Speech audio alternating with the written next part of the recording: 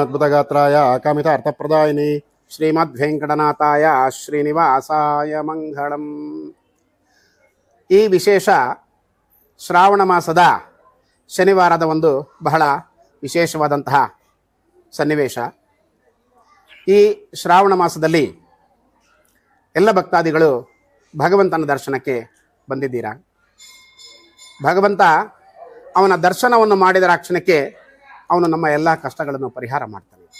ಅವನಿಗೆ ಯಾವುದೇ ವಿಧವಾದ ಕಾಣಿಕೆಯಾಗಲಿ ಅಥವಾ ಇನ್ನೇನಾದರೂ ಕೊಡಬೇಕು ಅಂತಕ್ಕಂಥ ಭಾವನೆ ಯಾರೂ ಮನಸ್ಸಲ್ಲಿ ಇಟ್ಕೊಳ್ಳೋದು ಬೇಕಾಗಿಲ್ಲ.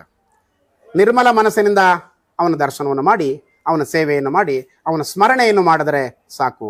ಅವನು ನಿಮ್ಮ ಕಷ್ಟಗಳನ್ನು ಪರಿಹಾರ ಮಾಡಿ ನಿಮಗೆ ನೀವು ಕೋರಿತಕ್ಕಂಥ ಫಲವನ್ನು ಕೊಡ್ತಾನೆ.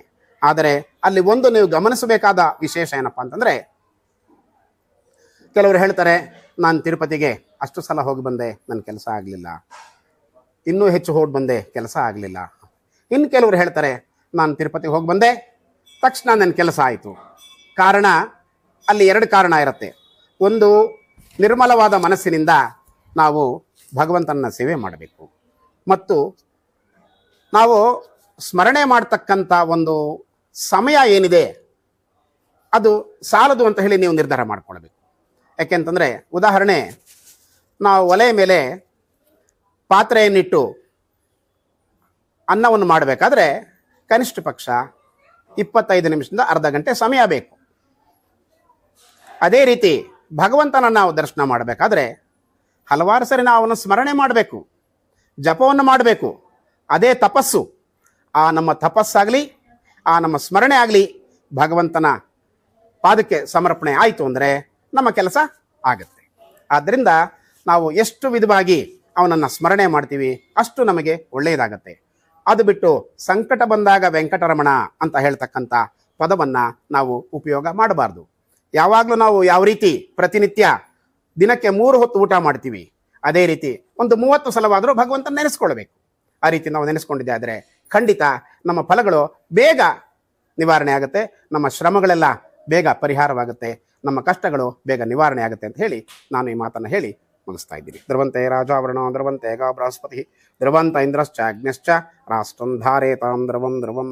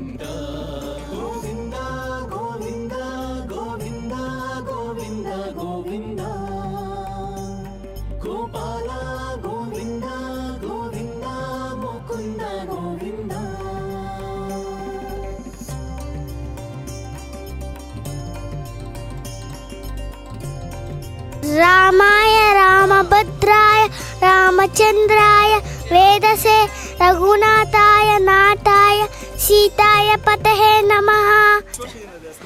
ನಾವು ಆಲ್ಮೋಸ್ಟ್ ಒಂದು 3 ಇಯರ್ಸಿಂದ ಬರ್ತಿದ್ದೀವಿ. ಮನಸ್ಸಿಗೆ ಶಾಂತಿ ಸಿಗುತ್ತೆ ಅಷ್ಟು. ನಾರ್ಮಲ್ ಎಲ್ಲ ದೇವಸ್ಥಾನಕ್ಕೂ ಹೋಗೋಂಗೆ ಮನಸ್ಸಿಗೆ ಒಂದು ಸ್ವಲ್ಪ ತೃಪ್ತಿ ಸಿಗುತ್ತೆ. ನಾವು ಎವ್ರಿ ಸ್ಯಾಟರ್ಡೆ ಬರ್ತೀವಿ ಮಗುನ ಕರ್ಕೊಂಡು. ತುಂಬ ಚೆನ್ನಾಗಿದೆ. ಆ್ಯಕ್ಚುಲಿ ನಾವು ಇನಿಷಿಯಲಿ ಬರೋವಾಗ ಇದೆಲ್ಲ ಇನ್ನೂ ಅಷ್ಟು ಕನ್ಸ್ಟ್ರಕ್ಷನ್ಸ್ ಆಗಿರಲಿಲ್ಲ, ಚಿಕ್ಕದಾಗೇ ಇತ್ತು. ಇವಾಗ ಚೆನ್ನಾಗಿ ಡೆವಲಪ್ ಮಾಡಿ ಚೆನ್ನಾಗಿ ತುಂಬ ಪೂಜೆಗಳು ಎಲ್ಲ ಥರ ಪೂಜೆಗಳು ಮಾಡ್ತಿರ್ತಾರೆ. ನಾವು ಯೂಶಲಿ ಬರ್ತಾ ಇರ್ತೀವಿ ಕಲ್ಯಾಣೋತ್ಸವಕ್ಕೆ, ಪೂಜೆಗೆ, ಅದಕ್ಕೆ. ಗೋಪಾಲ ಗೋವಿಂದ ಗೋವಿಂದ ಮುಕುಂದ ಗೋವಿಂದ.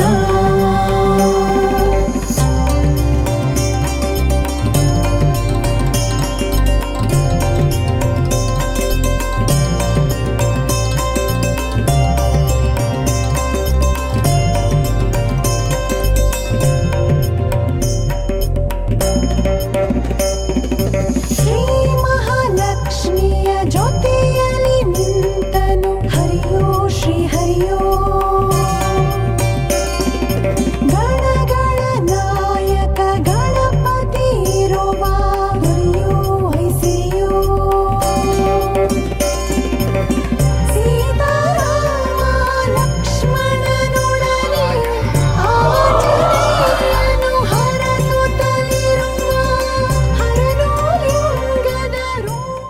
ಕುಮಾರ್ ಅಂತ ಮಾತಾಡ್ತಿದ್ದೀನಿ. ಇಲ್ಲೇ ಮಲ್ಲತ್ತಳ್ಳಿ NGF ಫ್ಲೇಟ್ನವರ ನಿವಾಸಿ. ನಾನು ಪ್ರತಿ ಶನಿವಾರ ಈ ನಮ್ಮ ಲಕ್ಷ್ಮೀ ವೆಂಕಟೇಶ್ವರ ದೇವಸ್ಥಾನಕ್ಕೆ ಬರ್ತಾ ಇರ್ತೀನಿ. ಸೊ ಇದು ಒಂಥರ ಈ ಭಾಗದಲ್ಲಿ ಪ್ರಸಿದ್ಧವಾದಂಥ ದೇವಸ್ಥಾನ ಮತ್ತು ಒಳ್ಳೆ ಶಕ್ತಿ ಇದೆ. ಶನಿವಾರ ಪ್ರತಿ ಶನಿವಾರ, ಶ್ರಾವಣ ಶನಿವಾರ ಅಂತಲ್ಲ, ನಾನು ಪ್ರತಿ ಶನಿವಾರ ಈ ಬಂದು ದೇವರ ಆಶೀರ್ವಾದ ಪಡ್ಕೊಂಡು ಹೋಗ್ತೀನಿ. ಸೊ ಈ ಭಾಗಕ್ಕೆ ಇದು ಲಕ್ಷ್ಮೀ ವೆಂಕಟೇಶ್ವರ ದೇವಸ್ಥಾನ ಬಂದು ತುಂಬ ಚಿರಪರಿಚಿತ. ಎಲ್ಲರಿಗೂ ಕೂಡ ಇದು ಈ ಭಾಗದ ಜನಕ್ಕೆ ಸುತ್ತಮುತ್ತ ಇಲ್ಲಿ ವಿಶ್ವೇಶ್ವರ ಲೇಔಟ್ ಆಗಿರ್ಬೋದು, ಈ ಕಡೆ ಮಂಗನಹಳ್ಳಿ ಕ್ರಾಸ್ ಆಗಿರ್ಬೋದು, ಈ ಕಡೆ ಮಲ್ಲತ್ತಳ್ಳಿ, ನಾಗರಬಾವಿ ಸುತ್ತಮುತ್ತಲ ಜನಗಳು ಎಲ್ಲರೂ ಕೂಡ ಸಹ ಇಲ್ಲಿ ಬರ್ತಾರೆ ಪ್ರತಿ ಶನಿವಾರ. ಇವತ್ತು ಶ್ರಾವಣ ಶನಿವಾರ ವಿಶೇಷ ಅಂತ ಅನ್ನೋದಕ್ಕಿಂತ ಹೆಚ್ಚಾಗಿ ಪ್ರತಿ ಶನಿವಾರನೂ ಕೂಡ ಈ ಜನ ಇಷ್ಟೇ ಇರ್ತಾರೆ. ಸೊ ಇವತ್ತು ವಿಶೇಷವಾಗಿ ಶ್ರಾವಣ ಶನಿವಾರ ಆಗಿರೋದ್ರಿಂದ ನಾವೆಲ್ಲರೂ ಬಂದು ಭಗವಂತನ ದರ್ಶನ ಮಾಡ್ಕೊಂಡು ಹೋಗಿ ಬಂದಿದ್ದೀವಿ. ಸೊ ಅದರಿಂದ ದೇವರ ಕೃಪೆ ಎಲ್ಲರ ಮೇಲೆ ಇರಲಿ. ನಾಡಿನ ಸಮಸ್ತ ಜನತೆಗೆ ಶ್ರಾವಣ ಶನಿವಾರದ ಪ್ರಯುಕ್ತ ಎಲ್ಲರಿಗೂ ಒಳ್ಳೆಯದಾಗಲಿ. ಆಯುಷು, ಆರೋಗ್ಯ, ಸುಖ, ಶಾಂತಿ, ನೆಮ್ಮದಿಯನ್ನು ಕೊಟ್ಟು ವೆಂಕಟೇಶ್ವರ ಕಾಪಾಡಲಿ ಅಂತೇಳಿ ನಿಮ್ಮ ಮೂಲಕ ತಮ್ಮಲ್ಲಿ ಕೇಳ್ಕೊತಾ ಇದ್ದೀನಿ. ಚೆನ್ನಾಗಿದ್ದೀನಿ. ಇದು ನಾನು ಸುಮಾರು ನಾವು ಈ ಏರಿಯಾಗೆ ಬಂದು 20 ವರ್ಷ ಆಗಿದೆ. ಆವಾಗ ದೂರದಿಂದ ನೋಡಿದ್ರೆ ಯಾವುದೋ ಒಂದು ದೇವಸ್ಥಾನ ಇದೆ ಅಂದ್ಕೊಂಡೆ, ಆದರೆ ಇಷ್ಟೊಂದು ಪಾಪ್ಯುಲರ್ ಆಗುತ್ತೆ ಅಂದ್ಕೊಂಡಿಲ್ಲ. ನಿಜವಾಗ್ಲೂ ಇಲ್ಲಿ ಬಂದರೆ ಭಾಳ ಸಂತೋಷ ಆಗುತ್ತೆ, ಮನಸ್ಸಿಗೆ ನೆಮ್ಮದಿ ಇದೆ.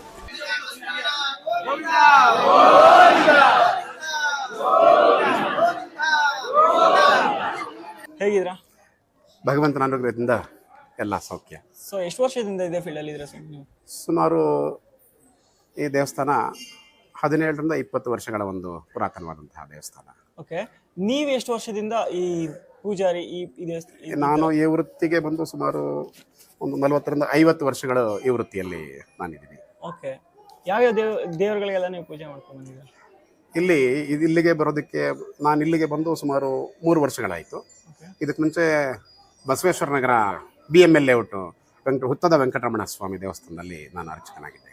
ಅಲ್ಲಿ ಸುಮಾರು ಒಂದು 25 ವರ್ಷಗಳ ಕಾಲ ಅಲ್ಲಿ ಸ್ವಾಮಿ ಸೇವೆ ಮಾಡಿ ಆಮೇಲೆ ಅನಿವಾರ್ಯ ಕಾರಣದಿಂದ ನಾನು ಇಲ್ಲಿಗೆ ಬರಬೇಕಾಯಿತು. ಇಲ್ಲಿ ಈಗ ಅಮ್ಮನವ್ರ ಸನ್ನಿಧಾನದಲ್ಲಿ ನಾನು ಅರ್ಚನಾ ವೃತ್ತಿ ಮಾಡ್ತಾ ಇದ್ದೀನಿ. ಓಕೆ, ಈ ಅರ್ಚಕರ ಲೈಫ್ ಸ್ಟೈಲ್ ಅಂದರೆ ಹೆಂಗಿರುತ್ತೆ?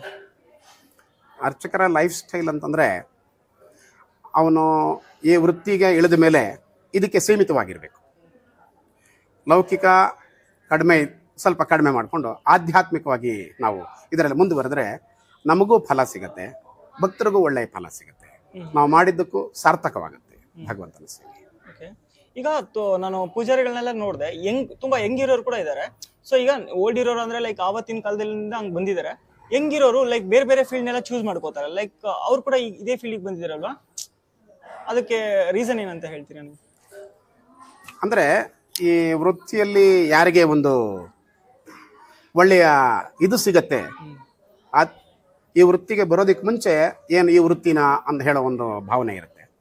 ಈ ವೃತ್ತಿಗೆ ಬಂದು ಕೆಲವು ದಿನಗಳಾದ ಮೇಲೆ ಈ ವೃತ್ತಿಯ ಒಂದು ಫಲ ಅವ್ರಿಗೆ ಗೊತ್ತಾಗತ್ತೆ, ಸಾರ್ಥಕತೆ. ನಾವು ಭಕ್ತರಿಗೆ ಭಗವಂತನಿಗೆ ಮಧ್ಯದಲ್ಲಿರ್ತಕ್ಕಂಥ ಒಂದು ಕನೆಕ್ಷನ್ ಅಂತಂದರೆ ನಮಗೆ ಅವರಿಗೆ ಇರ್ತಕ್ಕಂಥ ಒಂದು ಸಂಬಂಧ. ಆ ಸಂಬಂಧವನ್ನು ಕಲ್ಪಿಸೋದೇ ಅರ್ಚಕನ ಮುಖ್ಯವಾದ ಪ್ರಧಾನವಾದ ಕಾರ್ಯ. ಹಾಗೆ ಭಗವಂತನ ಸೇವೆಯಿಂದ ಭಗವಂತನ ಸೇವೆ ಮಾಡಿದ್ದಕ್ಕೆ ನಮಗೆ ಫಲ ಸಿಗುತ್ತೆ, ಬಂಧು ಭಕ್ತರುಗಳಿಗೆ ಭಗವಂತ ಅನುಗ್ರಹ ಮಾಡ್ತಾನೆ, ದೇವಸ್ಥಾನನೂ ಅಭಿವೃದ್ಧಿ ಆಗುತ್ತೆ. ಈ ಒಂದು ಕಾರಣಕ್ಕೆ ಅರ್ಚಕ ವೃತ್ತಿಯನ್ನು ಕೆಲವರು ತುಂಬ ಅಪೇಕ್ಷೆ ಪಡ್ತಾರೆ. ಸೊ ನೀವು ಏನೆಲ್ಲ ಎಜುಕೇಟ್ ಮಾಡಿರ್ತೀರ, ಲೈಕ್ ಯಾವ್ದೆಲ್ಲ ವಿಚಾರಗಳನ್ನ ತಿಳ್ಕೊಂಡಿರ್ತೀರ? ಐ ಮೀನ್ ಯಾವ ಥರ ಮಂತ್ರಗಳೆಲ್ಲ ಹೇಗಿರುತ್ತೆ?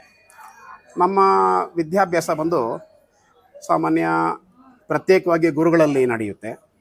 ಆಮೇಲೆ ಇದಕ್ಕೆ ಸೀಮಿತವಾದಂತಹ ಪಾಠಶಾಲೆ ಅಂತ ಇರುತ್ತೆ, ಅಲ್ಲಿ ನಾವು ವಿದ್ಯೆ ಕಲ್ತ್ಕೊಂಡು ಈ ವೃತ್ತಿಗೆ ಬರಬೇಕಾಗುತ್ತೆ. ಉದಾಹರಣೆ ಮೈಸೂರಲ್ಲಿದೆ ಇದಕ್ಕೆ ಸಂಬಂಧಪಟ್ಟಂಥ ಪಾಠಶಾಲೆ, ಬೆಂಗಳೂರಲ್ಲಿ ಕರ್ಣಿಕ ಪಾಠಶಾಲೆ ಅಂತ ಇದೆ, ಆಮೇಲೆ ಆಗಮತ್ರಯ ಮಹಾಮಂಡಲಿ ಅಂತ ನಮ್ಮದೇ ಆದಂತಹ ಒಂದು ಸಂಘ ಇದೆ, ಅಲ್ಲಿ ನಮಗೆ ಈ ವಿದ್ಯಾಭ್ಯಾಸಗಳನ್ನು ಕಲಿಸ್ಕೊಡ್ತಾರೆ. ಇನ್ನೂ ಒಂದು ಹೇಳಬೇಕಂತಂದರೆ ನಮ್ಮ ಹಿರಿಯರು, ನಮ್ಮ ತಂದೆ ಆಗ್ಬೋದು, ನಮ್ಮ ತಾತ ಅವರಾಗ್ಬೋದು, ನಮ್ಮ ದೊಡ್ಡಪ್ಪನವರಾಗ್ಬೋದು, ಈ ರೀತಿ ಅವ್ರ ಕಡೆಯಿಂದ ನಾವು ವಿದ್ಯೆಗಳನ್ನು ಕಲ್ತಿರ್ತೀವಿ. ಇದಕ್ಕೆ ಕನಿಷ್ಠ ಪಕ್ಷ 5ರಿಂದ 7 ವರ್ಷದವರೆಗೆ ನಾವು ವಿದ್ಯಾಭ್ಯಾಸ ಮಾಡಬೇಕಾಗುತ್ತೆ. ವಿದ್ಯಾಭ್ಯಾಸ ಮಾಡಿದ್ದಾದರೆ ನಾವು ಈ ವೃತ್ತಿಗೆ ಅರ್ಹರಾಗ್ತೀವಿ. ಸೊ ಈಗ ಪೂಜೆ ಮಾಡೋ ಟೈಮಲ್ಲಿ ಲೈಕ್ ನೀವೆಲ್ಲ ಮಂತ್ರ ಹೇಳಿಬಿಟ್ಟು ಜಸ್ಟ್ ಮಮ ಅಂತಂದೇಳಿ ಅನ್ನಕ್ಕೆ ಹೇಳ್ತೀರಾ, ಅದಕ್ಕೆ ರೀಸನ್ ಏನು? ಮಮ ಅಂತಂದರೆ ನನ್ನ. ಉದಾಹರಣೆ, ಇವಾಗ ನೀವು ಬರ್ತೀರಾ ಭಗವಂತನ ಹತ್ರ ಬಂದು ಈ ಥರ ಏನೋ ಒಂದು ಪೂಜೆ ಮಾಡಬೇಕು ಅಂತ, ಅವಾಗ ನಾವೇನು ಹೇಳ್ತೀವಿ, ಸಂಕಲ್ಪ ಮಾಡಿಬಿಟ್ಟು ಮಮ ಅಂತ ಹೇಳ್ಕೊಳ್ಳಿ ಅಂತಂದರೆ ಈ ಸೇವೆಯನ್ನು ಮಾಡ್ತಾ ಇದ್ದೀನಿ, ಈ ಸೇವೆಯ ಫಲವನ್ನು ನನಗೆ ಕೊಡಪ್ಪ ಭಗವಂತ ಅಂತ ಹೇಳಿ ಭಗವಂತನನ್ನು ಪ್ರಾರ್ಥನೆ ಮಾಡ್ತಕ್ಕಂಥ ಸಂಕ್ಷಿಪ್ತವಾದ ಒಂದು ಪದ ಮಮ ಅಂತ ಹೇಳಿದ್ರೆ. ನೀವು ಯಾವ ದೇವರಿಗೆ ಪೂಜೆ ಮಾಡೋದು? ನೀವು ಇಲ್ಲಿ ಪ್ರಧಾನವಾಗಿ ಲಕ್ಷ್ಮೀ ವೆಂಕಟೇಶ್ವರ ನಾನಿರ್ತಕ್ಕಂಥದ್ದು ಅಮ್ಮನವರ ಸನ್ನಿಧಾನದಲ್ಲಿ ಪದ್ಮಾವತಿ Okay. ಪದ್ಮಾವತಿ ಹತ್ರ ನಾನು ಸೇವೆ ಮಾಡ್ತೇನೆ. ಓಕೆ, ನೀವು ಹೇಗೆ ಪೂಜೆ ಮಾಡ್ತೀರಾ ಆ ಅಮ್ಮಗೆ ಅಂತ? ಎಷ್ಟು ಗಂಟೆಯಿಂದ ಪ್ರಿಪೇರ್ ಆಗ್ತೀರಾ? ಯಾವ ತರ ಮಂತ್ರಗಳೆಲ್ಲ, ಲೈಕ್ ಮಂತ್ರಗಳೆಲ್ಲ ಯಾವುದಕ್ಕೊಂದು ಪ್ರಿಪರೇಷನ್ ಅಂತ ಇರುತ್ತಲ್ವಾ? ಅಂದರೆ ನಿತ್ಯ ಆರಾಧನೆ ಅಂತ ಇರುತ್ತೆ, ಪ್ರತಿನಿತ್ಯ ನಿತ್ಯ ಆರಾಧನೆ ಅಂತಂದರೆ ಸಾಲಿಗ್ರಾಮಗಳಿರುತ್ತೆ. ಸಾಲಿಗ್ರಾಮಗಳಿಗೆ ಮೊದಲು ಆರಾಧನೆ ಆಗುತ್ತೆ, ಅಭಿಷೇಕ, ಸಾಲಿಗ್ರಾಮಕ್ಕೆ ಸಂಕ್ಷಿಪ್ತವಾಗಿ ಅಭಿಷೇಕ ನಡೆಯುತ್ತೆ. ಅಭಿಷೇಕ ಆದ ನಂತರ ಭಗವಂತನನ್ನು ಹಲವಾರು ವಿಧಗಳಿಂದ ಆವಾಹನೆ ಮಾಡ್ತೀವಿ. ಆವಾಹನೆ ಮಾಡಿಬಿಟ್ಟು ನಾವು ಭಗವಂತನಿಗೆ ಮುದ್ರೆಗಳನ್ನು ತೋರಿಸ್ಬೇಕು. ಮುದ್ರೆಗಳನ್ನು ತೋರಿಸಿ, ಇವಾಗ ನಮ್ಮ ಮನೆಗೆ ಹಿರಿಯರು ಯಾರಾದರೂ ಬಂದರೆ ನಾವೇನು ಮಾಡ್ತೀವಿ, ಬನ್ನಿ ಒಳಗಡೆ ಬನ್ನಿ ಕೂತ್ಕೊಳ್ಳಿ ಅಂತ ಹೇಳಿ ನಾವು ಅವರಿಗೆ ಒಂದು ಆಸ್ಥಾನವನ್ನು ತೋರಿಸಿ ಒಂದು ಮಣೆಯನ್ನು ಹಾಕಿ ಕೂಡಿಸ್ಬಿಟ್ಟು, ಕುಡಿಯೋದಕ್ಕೆ ಹಾಲು ತೊಗೋತೀರಾ, ಕಾಫಿ ತೊಗೋತೀರಾ, ನೀರು ತೊಗೋತೀರಾ ಅಂತ ಯಾವ ರೀತಿ ಉಪಚಾರ ಮಾಡ್ತೀವಿ ಆ ರೀತಿ ಅವ್ರನ್ನ ಉಪಚಾರ ಮಾಡ್ತೀವಿ. ಭಗವಂತನನ್ನು ಅದೇ ರೀತಿ ಕರಿತೀವಿ ನಾವು. ಕರೆದು ಆತನನ್ನು ಒಂದು ಸ್ಥಾನದಲ್ಲಿ ಕೂಡಿಸ್ಬಿಟ್ಟು ಆತನಿಗೆ ಮೊದಲು ಪಾದ್ಯ ಅಂತ ಹೇಳ್ತೀವಿ. ಪಾದ್ಯ ಅಂತಂದರೆ ಹಿರಿಯರಿಗೆ ನೀವು ಹೇಳ್ತೀರಲ್ಲ ಕಾಲು ತೊಳ್ಕೊಳ್ಳಿ, ಅದೇ ರೀತಿ ಭಗವಂತನಿಗೆ ಪಾದ್ಯ, ಪಾದಕ್ಕೆ ನೀರನ್ನು ಕೊಡ್ತೀವಿ. ಆಮೇಲೆ ಅರ್ಘ್ಯ, ಕೈ ತೊಳ್ಕೊಳ್ಳೋದಕ್ಕೆ ಕೈಗೆ ಅರ್ಘ್ಯಂ ಅಂತ ಹೇಳಿ ನೀರನ್ನು ಕೊಡ್ತೀವಿ.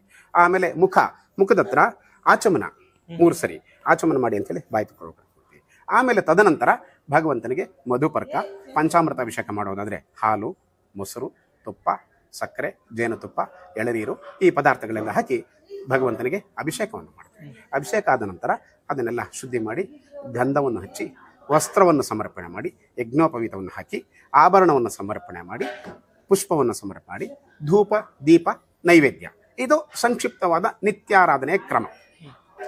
ಓಕೆ, ನೀವು ಇಷ್ಟು ವರ್ಷದಿಂದ ಪೂಜೆ ಮಾಡ್ಕೊಂಡು ಬಂದಿದ್ದೀರಲ್ವಾ, ಲೈಕ್ ಅಷ್ಟು ಸಿನ್ಸಿಯರ್ ಆಗಿ ಇಡ್ತೀರಿ ಅಲ್ವಾ? ನೀವು ಯಾವಾಗಾದ್ರೂ ದೇವ್ರು ನೋಡಿದ್ದೀನಿ ಅಂತ, ನೋಡಿದ್ದೀರಾ ಅಂತ ಕೇಳಿದ್ರೆ ಏನು ಹೇಳ್ತೀರಾ ನೀವು? ದೇವ್ರನ್ನ ನೋಡಿದ್ದೀರಾ? ಭಗವಂತನನ್ನು ನೋಡೋದಕ್ಕೆ ಕಲಿಯುಗದಲ್ಲಿ ಯಾವ ಮಾನವರಿಗೂ ಸಾಧ್ಯ ಇಲ್ಲ. ಉದಾಹರಣೆ ವಿದ್ಯುತ್ತನ್ನು ಯಾರಾದರೂ ನೋಡಿದಾರಾ? ಸಾಧ್ಯ ಇಲ್ಲ. ಮುಟ್ಟಿದ್ರೆ ಏನಾಗುತ್ತೆ? ಶಾಕ್ ಹೊಡೆಯುತ್ತೆ. ಅದೇ ರೀತಿ ಭಗವಂತ, ಅವನನ್ನು ನೋಡೋದಕ್ಕೆ ನಮ್ಮ ಕಣ್ಣುಗಳಿಗೆ ಶಕ್ತಿ ಇಲ್ಲ. ಆಂತರಿಕವಾಗಿ ಭಗವಂತನನ್ನು ನೋಡಬೇಕು. ಆಂತರಿಕವಾಗಿ ಭಗವಂತನ ನೋಡಿದ್ರೆ ಖಂಡಿತ ಅವನು ಕಾಣಿಸ್ತಾನೆ, ಸಾಕ್ಷಾತ್ಕಾರ ಸಿಗುತ್ತೆ. ಹಾಗಿದ್ರೆ ತುಂಬಾ ಕಡೆ ದೇವ್ರು ಬಂದಿದೆ ನನ್ನ ಮೈ ಮೇಲೆ, ದೆವ್ವ ಬಂದಿದೆ ನನ್ನ ಮೈ ಮೇಲೆ ಅಂತ ಹೇಳ್ತಾರಲ್ವಾ, ಸೊ ಅದಕ್ಕೆ ನಿಮ್ಮ ಆನ್ಸರ್ ಏನು?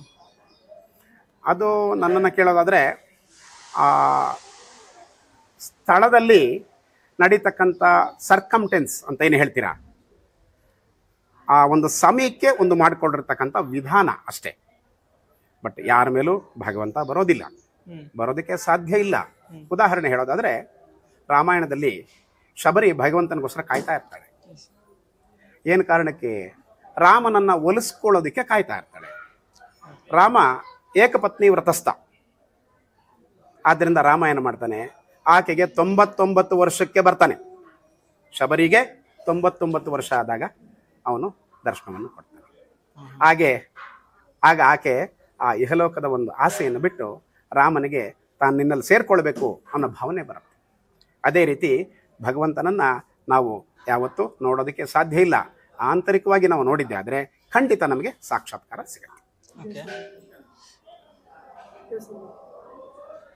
ಸರಿ, ಈಗ ಈ ದೇವಸ್ಥಾನದಲ್ಲಿ ವೆಂಕಟೇಶ್ವರ ಸ್ವಾಮಿ, ಲಕ್ಷ್ಮಿ, ಅದಾದ್ಮೇಲೆ ಲಕ್ಷ್ಮಿ ಅವರು, ಅದಾದ ನಂತರ ರಾಮ, ಸೀತೆ, ಲಕ್ಷ್ಮಣ ಇವರು ಒಂದ್ ಕಡೆ, ಆಮೇಲೆ ಶಿವ, ಆಮೇಲೆ ಆ ಕಡೆ ಬಂದ್ರೆ ಗಣಪತಿ ಆಗಿದ್ದಾರಲ್ಲ.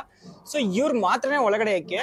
ಈ ಆಂಜನೇಯ ಸ್ವಾಮಿ ಆಗಿರ್ಲಿ, ಆಮೇಲೆ ನರಸಿಂಹ ಸ್ವಾಮಿದಾಗಿರ್ಲಿ, ಇವ್ರು ಆಚೆ ಯಾಕೆ? ಅಂದರೆ ಅದು ಆಚೆ ಒಳಗಡೆ ಅಂತಕ್ಕಂಥ ಭೇದ ಇಲ್ಲ. ಕಂಪ್ಲೀಟ್ ಏನಿದೆ ಈ ಸಮಸ್ತ ಸ್ಥಳ, ಈ ಸ್ಥಳ ಎಲ್ಲ ಭಗವಂತನದೇ. ಇವಾಗ ಮನೆಯಲ್ಲಿ ನೀವು ಅಡುಗೆ ಮನೆ ಇರುತ್ತೆ, ಹಾಲ್ ಇರುತ್ತೆ, ರೂಮ್ ಇರುತ್ತೆ. ಅದು ಸಾಲಿಲ್ಲ ಅಂತ ಡೂಪ್ಲೆಕ್ಸ್ ಮಾಡಿ ಮೇಲೆ ರೂಮ್ ಕಟ್ಕೋತೀರಾ. ಅದ್ಯಾಕೆ ರೂಮ್ ಕಟ್ಕೊಂಡು ಅಲ್ಲೊಬ್ಬನಿಗೆ ಕೊಟ್ಟಿದ್ದೀರಾ ಅಂತ ಕೇಳಿದ್ರೆ ಅದಕ್ಕೆ ಉತ್ತರ ಏನಿದೆ ನಿಮ್ಮಲ್ಲಿ? ನಮ್ಮ ಪರ್ಸನಲ್ಗೋಸ್ಕರ, ಲೈಕ್ ನಮ್ಮ ಕಂಫರ್ಟ್ಗೋಸ್ಕರ. ಇದು ಅಷ್ಟೇ. ಇಲ್ಲಿ ಮೊದಲು ಈ 3-4 ದೇವಾಲಯಗಳನ್ನು ನಿರ್ಮಾಣ ಮಾಡಿದ್ದೀವಿ.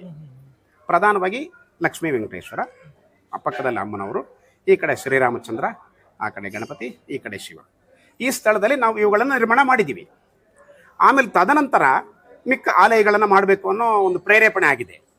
ಆ ಪ್ರೇರೇಪಣೆಗೋಸ್ಕರ ಸುದರ್ಶನ ನಾರಸಿಂಹ ಆ ಸ್ಥಳದಲ್ಲಿ ಮಾಡಿದ್ದಾರೆ. ಇನ್ನು ಸ್ವಲ್ಪ ಮುಂದೆ ಹೋದಾಗ ದಕ್ಷಿಣಾಮೂರ್ತಿ ಮಾಡಿದ್ದಾರೆ. ಇನ್ನು ಸ್ವಲ್ಪ ಮುಂದೆ ಹೋದಾಗ ನವಗ್ರಹಗಳನ್ನು ಸ್ಥಾಪನೆ ಮಾಡಿದ್ದಾರೆ. ಇತ್ತೀಚೆಗೆ ಸುಮಾರು ಒಂದು ವರ್ಷ ಆಗಿರಬಹುದು, ಆಗ ಶ್ರೀ ಆಂಜನೇಯ ಸ್ವಾಮಿಯವ್ರನ್ನ ಪ್ರತಿಷ್ಠಾಪನೆ ಮಾಡಿದ್ದಾರೆ. ಅಷ್ಟು ಬಿಟ್ಟರೆ ಬೇರೆ ಈ ದೇವರ ಹೊರಗಡೆ ಆ ದೇವರ ಒಳಗಡೆ ಅಂತಕ್ಕಂಥ ಭೇದ ಭಾವ ಇಲ್ಲ. ಓಕೆ ನಮ್ಮಲ್ಲೂ ಇಲ್ಲ, ಭಗವಂತನಲ್ಲೂ ಆ ಭೇದ ಭಾವಗಳಿಲ್ಲ. ಓಕೆ. ಈ ಪ್ರತಿ ದೇವಸ್ಥಾನದ ಮುಂದೆನೂ ಈ ನವಗ್ರಹ ಇರುತ್ತೆ, ಅದೇನಕ್ಕೆ?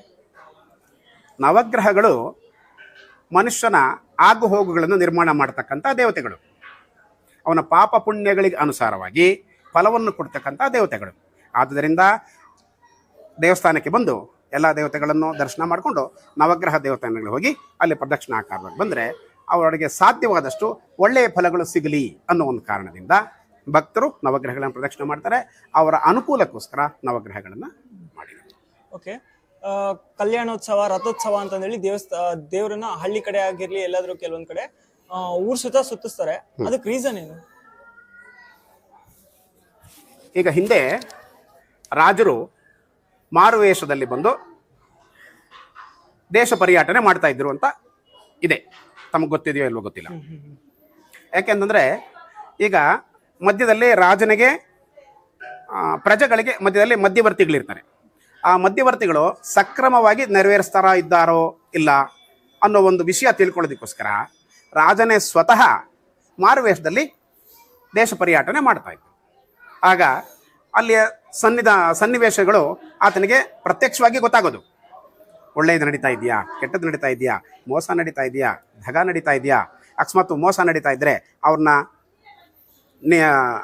ಆತನನ್ನು ರೆಕಗ್ನೈಸ್ ಮಾಡಿಕೊಂಡು ಆಮೇಲೆ ತದನಂತರ ಅದಕ್ಕೆ ಸರಿಸಮಾನವಾದಂತಹ ಶಿಕ್ಷೆಯನ್ನು ಕೊಟ್ಟು ಆ ತಪ್ಪನ್ನು ಸರಿಪಡಿಸ್ತಾ ಇದ್ದ. ಅದೇ ರೀತಿ ಭಗವಂತ ವರ್ಷಕ್ಕೊಂದಾವರ್ತಿ ನಗರ ಪ್ರದಕ್ಷಿಣೆಯನ್ನು ಮಾಡಿ ರಥೋತ್ಸವ ಅಂತ ಹೇಳಿ ಏನು ಮಾಡ್ತೀವಿ, ಬ್ರಹ್ಮೋತ್ಸವ ಅಂತ ಹೇಳಿ, ಆ ಸಮಯದಲ್ಲಿ ಭಗವಂತ ಒಂದು ಭಕ್ತರಿಗೆ ದರ್ಶನವನ್ನು ಕೊಡೋದಕ್ಕೆ ಅವ್ರ ಮನೆ ಬಾಗಿಲಿಗೆ ಹೋಗ್ತಾನೆ. ಎರಡನೆಯದು ಶಿಷ್ಟ ಪರಿಪಾಲನೆಗೋಸ್ಕರ ಭಗವಂತ ಪ್ರಜೆಗಳನ್ನು ನೋಡಿಕೊಂಡು ಬಂದು ಬರ್ತಕ್ಕಂಥ ಒಂದು ವಿಧಾನಕ್ಕೆ ಉತ್ಸವ ಅಂತ ಹೇಳಿ ಹೇಳ್ತಾರೆ. ಓಕೆ. ಪ್ರತಿ ದೇವಸ್ಥಾನದ ಮುಂದೆ ಈ ಧ್ವಜಸ್ತಂಭ ಇರುತ್ತಲ್ಲ, ಅದಕ್ಕೆ ರೀಸನ್ ಏನು? ದೇವಸ್ಥಾನಗಳಲ್ಲಿ ಎರಡು ವಿಧವಾದ ಕಂಬಗಳಿರುತ್ತೆ. ಒಂದು ಧ್ವಜಸ್ತಂಭ, ಇನ್ನೊಂದು ಗರುಡಗಂಬ. ಡಿಫ್ರೆನ್ಸ್ ಏನು? ಅದು ಧ್ವಜಸ್ತಂಭ ಜಸ್ಟ್ ಲೈಕ್ ಫ್ಲಾಗ್ ತರ ಇರುತ್ತೆ ನೋಡಿ, ಎಲ್ಲಿದೆ ಅದನ್ನು ಕವರ್ ಮಾಡ್ಕೊಳ್ಳಿ. ಫ್ಲಾಗ್ ತರ ಇರುತ್ತೆ, ಅದು ಧ್ವಜಸ್ತಂಭ. ಬ್ರಹ್ಮರಥೋತ್ಸವದಲ್ಲಿ ಆ ಧ್ವಜಸ್ತಂಭದ ಮೇಲೆ ಗರುಡನನ್ನ ಭಾವಚಿತ್ರ ಬರೆದು ಅದನ್ನ ಮೇಲಕ್ಕೆ ಕೂಡಿಸ್ತೀವಿ. ಅದನ್ನ ಅಂಕುರಾರ್ಪಣ ಅಥವಾ ಧ್ವಜಾರೋಹಣ ಅಂತ ಹೇಳ್ತೀವಿ. ಧ್ವಜಾರೋಹಣ ಅಂದ್ರೆ ಧ್ವಜವನ್ನ ಮೇಲಕ್ಕೆ ಏರಿಸ್ತಕ್ಕಂಥದ್ದು. ಫ್ಲಾಗ್ ಹಾಯ್ಸ್ಟ್ ಅಂತ ಏನು ಹೇಳ್ತೀರಾ ನೀವು ಆಂಗ್ಲ ಭಾಷೆಯಲ್ಲಿ, ಅದನ್ನ ಧ್ವಜಾರೋಹಣ ಅಂತ ಹೇಳ್ತೀವಿ. ನಾವು ನವದಿವಸ ಸಂಕಲ್ಪ ಅಂದ್ರೆ 9 ದಿನಗಳ ಕಾಲ ನಾವು ಸಂಕಲ್ಪವನ್ನು ಮಾಡಿ ಆ ಧ್ವಜಪಟವನ್ನು ಮೇಲಕ್ಕೆ ಹತ್ತಿಸ್ತೀವಿ. ಧ್ವಜಪಟವನ್ನು ಮೇಲಕ್ಕೆ ಹತ್ತಿಸಿದ್ರೆ ಆತ ಜಸ್ಟ್ ಲೈಕ್ ಸೆಕ್ಯೂರಿಟಿ, ಭಗವಂತನಿಗೆ ರಕ್ಷಣೆಯನ್ನು ಕೊಡ್ತಕ್ಕಂಥ ವೀಕ್ಷಣೆಯನ್ನು ಮಾಡಿ ರಕ್ಷಣೆಯನ್ನು ಕೊಡೋದಕ್ಕೋಸ್ಕರ ಧ್ವಜಪಟದ ಮೇಲೆ ಆತ ಇರ್ತಾನೆ. ಅದನ್ನ ಧ್ವಜಸ್ತಂಭ ಅಂತ ಹೇಳ್ತಾರೆ. ಇನ್ನೊಂದು ಗರುಡಗಂಬ.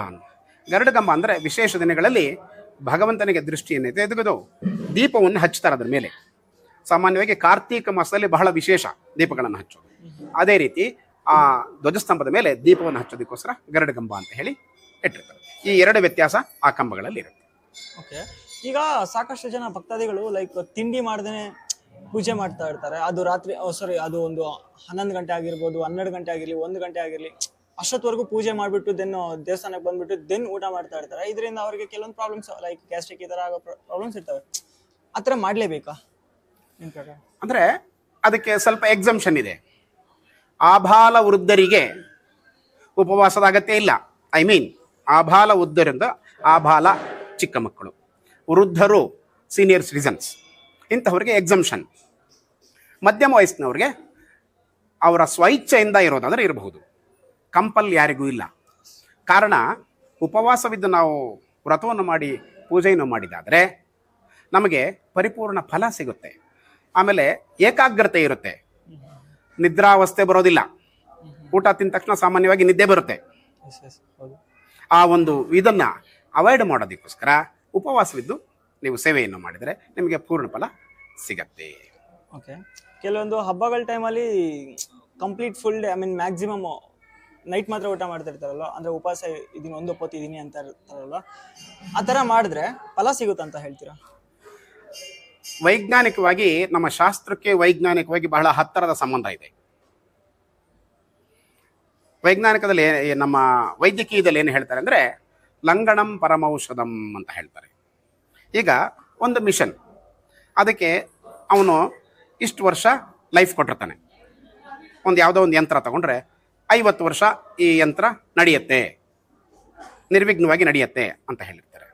ಅದೇ ಮನುಷ್ಯನ ದೇಹಕ್ಕೆ ಹುಟ್ಟಿದಾರಭ್ಯ ಅಂತ್ಯದವರೆಗೂ ಕೆಲಸ ಮಾಡಬೇಕು. ವಿತಿನ್ ಫ್ರಾಕ್ಷನ್ ಸೆಕೆಂಡ್ ನಿಲ್ಲ ಹೋಗಿಲ್ಲ, ನಿಂತರೆ ಏನಾಗುತ್ತೆ? ಸ್ಪಾಯ್ಲ್. ಇದು ಕೆಲಸ ಮಾಡ್ತಾನೆ ಇರಬೇಕು, ಒಂದು ಕ್ಷಣನೂ ನಿಲ್ಲೋಗಿಲ್ಲ. ಹೌದು.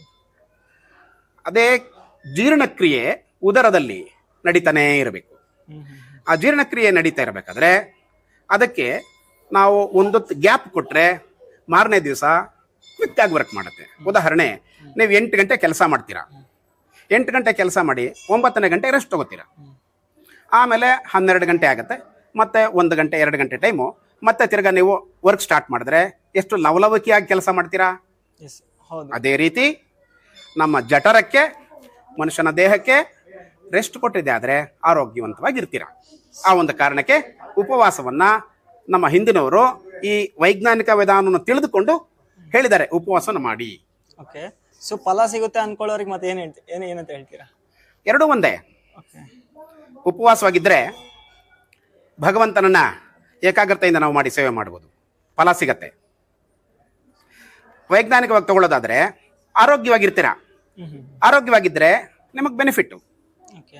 ಆರೋಗ್ಯ ಇಲ್ದಿರ ಮಲ್ಕೊಂಡ್ರೆ ಕೆಲಸಕ್ಕೆ ರಜಾ, ಸಂಬಳ ಕಟ್ಟು, ಅನಾರೋಗ್ಯ, ವೈದ್ಯಕ್ಕೆ ಖರ್ಚು, ಓಕೆ. ಇದೇ ಬೆನಿಫಿಟ್. ಓಕೆ. ಸೊ ನಿಮ್ಮ ಪ್ರಕಾರ ಈ ದೇವಸ್ಥಾನಕ್ಕೆ ಎಷ್ಟು ಫಂಡ್ ಬರುತ್ತೆ? ಅದು ಇವಾಗ ತೆಂಗಿನ ಮರದಲ್ಲಿ ಎಳನೀರು ಎಷ್ಟು ಬರುತ್ತೆ ಅಂದ್ರೆ ಏನು ಹೇಳ್ತೀರಾ ನೀವು? ಅದು ಸಮ್ಟೈಮ್ಸ್ ಕೌಂಟ್ ಸಿಗಲ್ಲ. ಇದು ಹಾಗೆ ಅಲ್ವಾ? ಅದಕ್ಕೆ ಪ್ರಾಪರ್ ಆಗಿ ಯೂಸ್ಫುಲ್ ಆಗ್ತಾ ಇದೆನಾ ನಿಮ್ಮ ಪ್ರಕಾರ? 100%, ನೋ ಡೌಟ್. ಓಕೆ. ಸಾಕಷ್ಟು ಜನ ಭಕ್ತಾದಿಗಳು ಬರ್ತಾ ಇದ್ದಾರೆ, ನೋಡ್ತಾ ಇದ್ದೀನಿ. ಸೊ ಪ್ರಾಪರ್ ಆಗಿ ನಾನು ಸಾಕಷ್ಟು ಜನರನ್ನು ಕೇಳಿದೆ, ಮ್ಯಾನೇಜ್ಮೆಂಟ್ ಎಲ್ಲ ಚೆನ್ನಾಗಿದೆ ಅಂತ ಹೇಳಿದರು. ಊಟನೂ ಲೈಕ್ ತುಂಬ ಪ್ರಸಾದ ಕೊಡ್ತಾ ಇದ್ರ. ಮ್ಯಾಕ್ಸಿಮಮ್ ಎಷ್ಟು ಲೈಕ್ ಪೀಕ್ಸ್ ಟೈಮ್ ಅಂದರೆ ಯಾವ ಟೈಮಲ್ಲಿ? ಇದು ನಮ್ಮ ಟೈಮಿಂಗ್ಸ್ ಬಂದು 7:30 to 12:30ವರೆಗೂ ಓಪನ್ ಇರುತ್ತೆ. ಸರಿ, ಶನಿವಾರ ಬಹಳ ಜನ ಬರ್ತಾರೆ.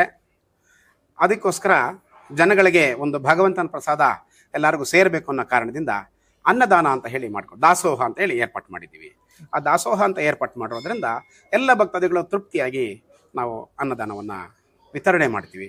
ಭಕ್ತಾದಿಗಳು ಅಷ್ಟೇ ಉದಾರ ಮನದಿಂದ ಪ್ರಸಾದ ತಗೊಂಡು ನೋಡಿ, ಅವರಿಗೆ ನೆಲ ಅನ್ನೋದಿಲ್ಲ, ಬಿಸಿಲು ಅನ್ನೋದಿಲ್ಲ, ಅಥವಾ ಒಂದು ಉನ್ನತವಾದ ಸ್ಥಾನನೇ ಬೇಕು ಅನ್ನೋದಿಲ್ಲ. ಎಲ್ಲಂದ್ರಲ್ಲಿ ಕೂತ್ಕೊಂಡು ಭಗವಂತನ ಪ್ರಸಾದ ಸ್ವೀಕಾರ ಮಾಡ್ತಾರೆ, ಭಕ್ತಿಯಿಂದ ಸ್ವೀಕಾರ ಮಾಡ್ತಾರೆ. ಸೊ ಗೌರ್ಮೆಂಟ್ ಕಡೆಯಿಂದ ಫಂಡ್ ಬರ್ತಾ ಇದ್ದಾನೆ? ಗೌರ್ಮೆಂಟ್ಗೂ ಇದಕ್ಕೂ ಸಂಬಂಧ ಇಲ್ಲ. ಹೌದಾ? ಇದು ಪ್ರತ್ಯೇಕ. ಹೌದು. ಇಟ್ಸ್ ಕಂಪ್ಲೀಟ್ಲಿ ಜನರ ಇಂಡಿವಿಜುವಲ್. ಹೌದಾ? ಹೌದು, ಭಕ್ತಾದಿಗಳಿಂದ ಬಂದಿರೋದ್ರಿಂದ ಭಕ್ತಾದಿಗಳಿಂದ ಬಂದಿದೆ.